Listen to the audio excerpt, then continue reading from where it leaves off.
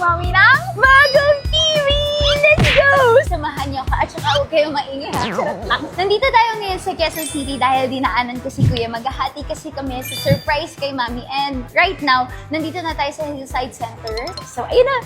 Kikita niyo yung mga TV nila. Dito tayo pupunta. Let's go! Ang dami. Tara.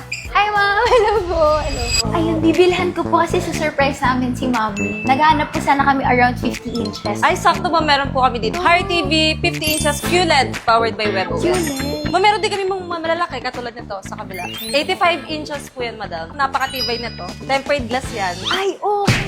Ay! Grabe naman yun! Nagulat ako! Grabe, ang tibay! 85 inches na TV daw. May sariling room na motor. Kung malaki yung kwarto. Check din namin yung iba pang TV nila. Pinakita ni Ma'am dito yung ibang features and sizes.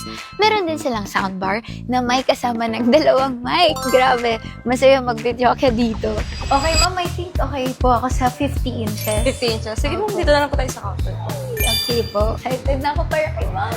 Then after mamili, of course, nagbayad na rin tayo. Tapos kailangan i-check yung unit mismo. Kung okay ba siya, walang problema. And ayan, ayos na. Ganda na kalaki! Yung 15 inches. Okay, tara na. Dali na natin sa bahay. Uwi na!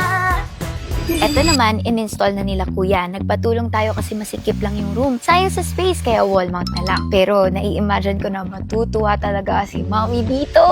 Mami, pikit ka muna, pikit. May papakita kasi mag-guide na kita. Kapikit mo na. Lakad lang. 1, 2, 3. Ano ba yan? Then, okay, slowly. Wow! May TV!